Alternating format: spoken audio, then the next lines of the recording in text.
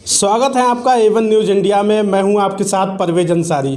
सरकार ने कृषि बिल जो पास किया है उसको लेकर प्रदेश ही नहीं पूरे देश में बवाल है। किसान आक्रोशित हैं, आंदोलन कर रहे हैं, तो वहीं कुछ लोग किसानों को खालिस्तानी पाकिस्तानी बता रहे हैं।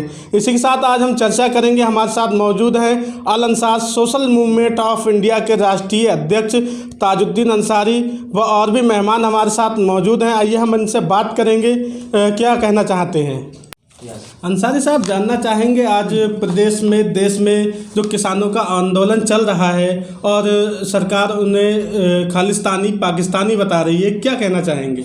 देखिए, हमारा देश कृषि प्रधान देश है और हमारे देश के किसानों को अन्नदाता कहा जाता है, जो हमें नहीं बल्कि पूरे देश की आर्थिक व्यवस्था को बनाते हैं, अर्थव्यवस्था को मजबूत करते हैं।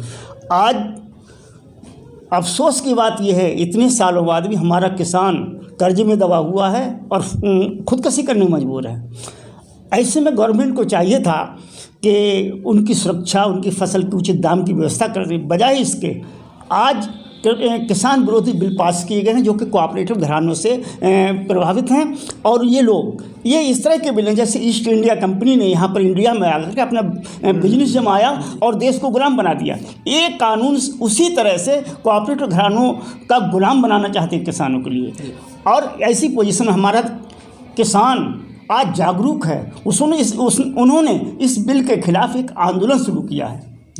क्या लगता है जो सरकार और किसानों के बीच जो है समझौते की बात नहीं हो पा रही, क्या है। देखिए, मैंने जैसे पहले कहा था, कोऑपरेटिव जो घराने हैं, जो वो लोग इन राजनीतिक दलों को बेहद चंदा देते हैं, इसलिए प्रभावित दबाव में होते हैं। ये जो आंदोलन किया सिर्फ इस वजह से किया है कि ये इसके दबाव में आकर के किसानों को लूट पाट की छूट दे रहे हैं। ऐसी पोजीशन में किसानों को इसके अलावा कोई चारा नहीं। वो गवर्नमेंट से ये चाहते हैं कि हमारी मांगें मानी जाएं, बिलों को वापस लिया जाए और ऐसा बिल लाया जाए जो कि किसानों की सहमति से बने, जिसमें किसानों की सुरक्षा, फसल की सुरक्षा, फसल का उचित दाम मिले। इनका मकसद सिर्फ इतना है। और अगर ऐसे में सरकार नहीं मानती है तो ये बड़ी ही गलत बात है, अफसोस की बात है। और ऐसी सर्दी में जबकि किसान डटे हुए हैं और ऐसी में जिद करना सरकार का बहुत ही गलत अन्यायपूर्ण तरीका है। लिहाजा ये किसान बिल जो है बहुत ही ख़राब है और किसानों को इसमें जागरूक होना बहुत ज़रूरी है। हमारी तो यही डिमांड है कि किसानों की मांगों को मानते हुए किसान बिल को वापस लिया जाए और जो विरोधी बिल है और नया बिल इस तरह का लाया जाए, इसमें सुरक्षा भी हो, दाम भी हो। हमारे साथ और भी मेहमान बने हुए हैं। सद्दीक अंसारी साहब जी हैं, उनसे बात करते हैं आखिर वो क्या कहना चाहते हैं। जी अंसारी साहब, क्या कहना चाहेंगे जो किसानों के हालात हैं इस समय। हालात किसानों के तो बहुत ख़राब हैं, लेकिन ये घमंडी बीजेपी सरकार अपनी ज़िद के सामने किसी की नहीं सुनती। आए दिन आप देख रहे हैं ऐसे कानून बना रहे हैं ये जो किसानों के हित में नहीं हैं, दलितों के हित में नहीं है, ये गरीबों के हित में नहीं है। तो इनका ये किसी भी ज़िद पे अड़ जाना, पहली बात तो ये कि अगर आपको ये बिल अगर लग रहा है कि हमने अच्छा बिल बनाया है तो विरोध क्यों। और विरोध हो रहा है तो किसानों की बातों को सुनो। बिना विश्वास में लिए हुए किसानों को या विपक्ष को आपने ये बिल लागू कर कैसे दिया। ये काला कानून कहा जाएगा जब तक हमारे देशवासियों को, किसानों को, विपक्ष को, सारी जनता को आप विश्वास में लें और उनकी जो मांगे हैं उनको गौर से सुने कि आखिर किसान चाहते क्या हैं, उसे उजागर करें कि आखिर ये इतना बड़ा विरोध क्यों है कि इतनी सर्दी में किसान भाई आ रहे हैं तो उनके साथ में एक अमानवीय व्यवहार हो रहा है। जैसे ठंडे पानी की बौछार छोड़ना, उन्हें सर्दी में इस तरह से छोड़ देना कि जैसे ये किसी दूसरे ग्रह से उतरे हुए हैं। दूसरी बात ये होती है कि हमारे राजनेता कुछ ऐसे हैं कि जो हमारे इन आंदोलनकारियों को पाकिस्तानी या खालिस्तानी कहते हैं। तो पाकिस्तानी की बात तो हम ये कहेंगे कि पाकिस्तानी आए कैसे।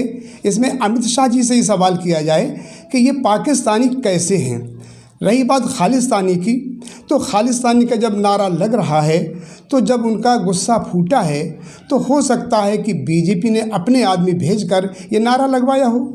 इसकी पुष्टि क्या है कि किसान लोग ही खालिस्तान का नारा दे रहे हैं। हम इस बात को नहीं मानते। अब वो खालिस्तान का नारा हो या पाकिस्तान का नारा, बस इसके अलावा इनके पास और कोई बात ऐसी नहीं होती है। ये 3-4 बातें करते हैं, कोई बात उलझ जाती है तो ये खालिस्तानी है, पाकिस्तानी है, चलो आज नया नाम खालिस्तानी आ गया। वरना ये हिंदू, मुस्लिम, मंदिर, मस्जिद, हिंदुस्तान, पाकिस्तान, ये तो इनकी आदत में शुमार हो गया है।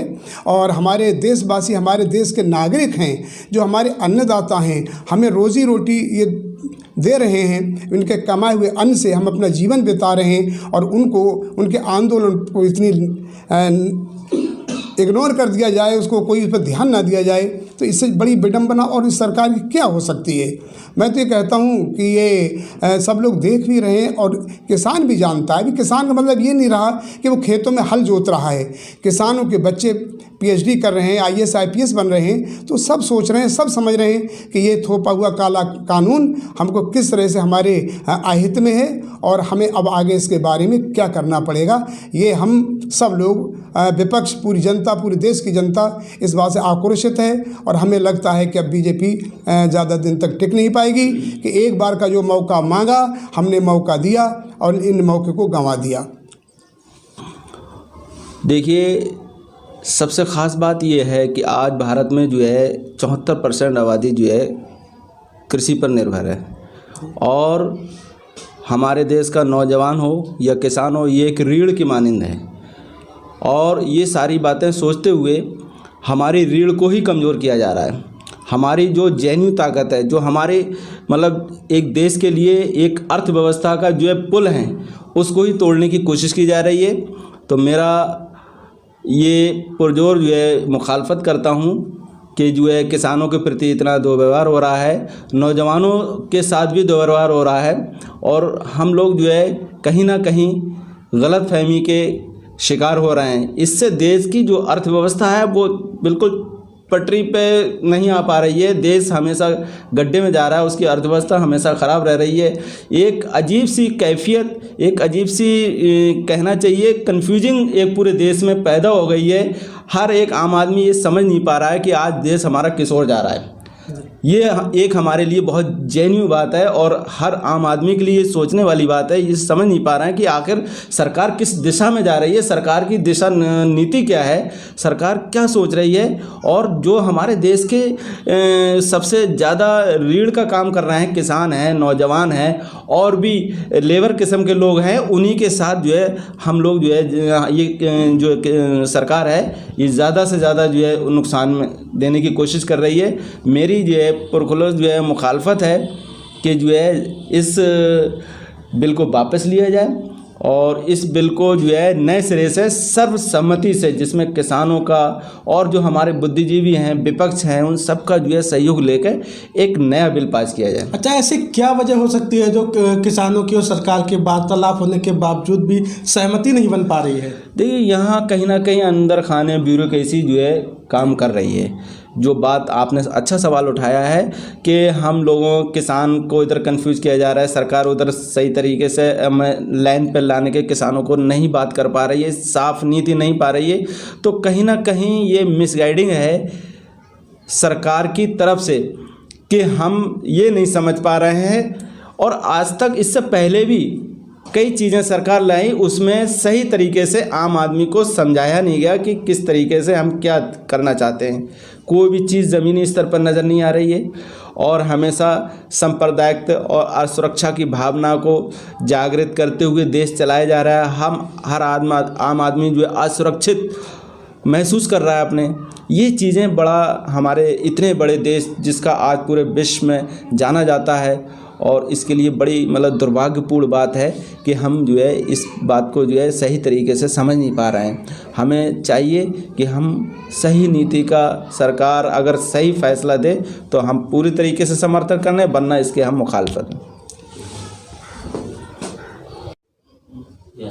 दोबारा से हम फिर बात करते हैं ताजुद्दीन अंसारी जी से कि आखिर उनकी तंजीम इसको लेके क्या करती है और आगे के लिए उनके क्या कदम हैं।